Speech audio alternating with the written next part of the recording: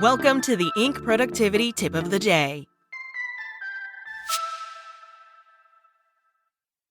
Today's tip. Want to get smarter? Neuroscience says one uncomfortable habit will help you learn faster and retain more. There are plenty of ways to get smarter.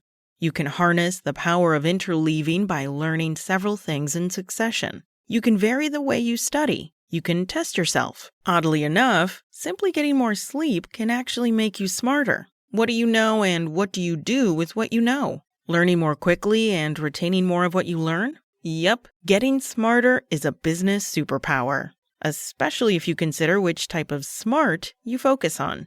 While intelligence can be described in a number of ways, let's focus on two. The first, crystallized intelligence, is accumulated knowledge, facts, figures, in short, educated, which is a good thing. Except we all know people who are book smart, but not necessarily smart. That's where the second form, fluid intelligence, comes into play. Fluid intelligence is the ability to learn and retain new information, but also to use that knowledge to solve a problem, to learn a new skill, to recall existing memories and modify them with new knowledge. In short, to have applied intelligence. Becoming more educated?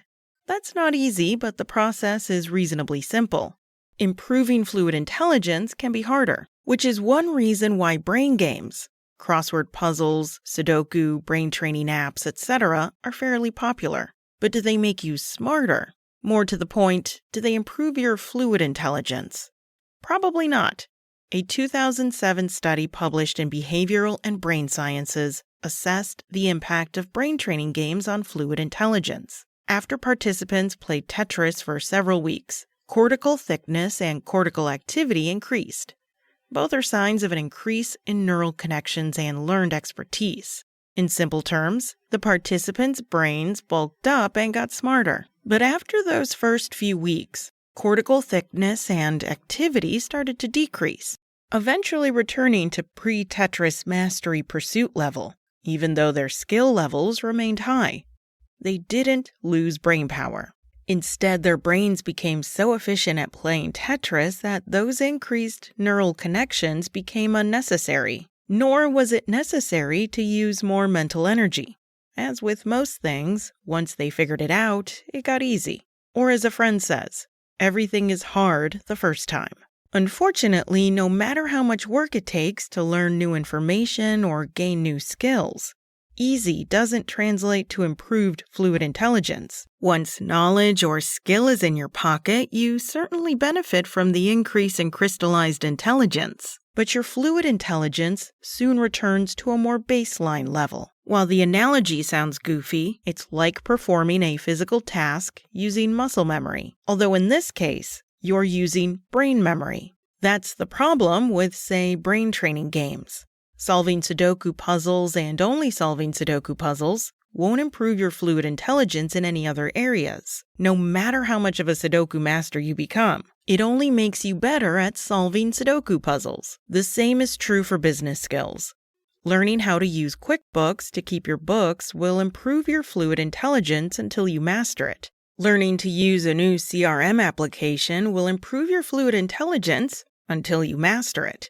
Once you achieve a level of skill, comfort, your brain no longer has to work as hard, and all that new mental muscle starts to atrophy, which leads us to the literally uncomfortable point. To keep improving your fluid intelligence, once you master a new process, a new routine, a new skill, a new anything, you need to focus on learning something else. The key is to stay uncomfortable and keep challenging yourself. Then you get to double dip.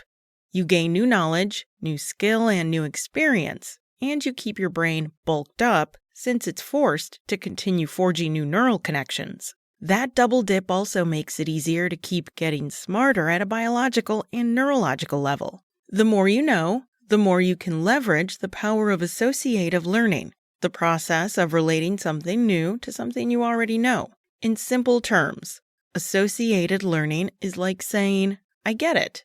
This is basically like that. The more you learn, the more likely you will be able to associate old knowledge with new things. This means you only have to learn differences or nuances, and will be able to apply additional context. Context that also helps with memory storage and retrieval to the new information you learn.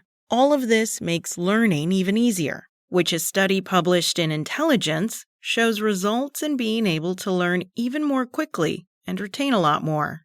As the researchers write, the fastest learners, despite having the fewest number of study opportunities, remembered more and relearned faster. Win-win. Keep pushing yourself to learn new things about your business, your customers, your industry, etc. In a broader sense, keep pushing yourself to learn new things about whatever interests you. Not only will that help you become more successful, but you'll also get to increase your crystallized intelligence and improve your fluid intelligence, which will likely make you even more successful. That's all for today. You can find more articles from today's top business coaches and entrepreneurs at Inc.com. And check back tomorrow morning for another tip from Inc.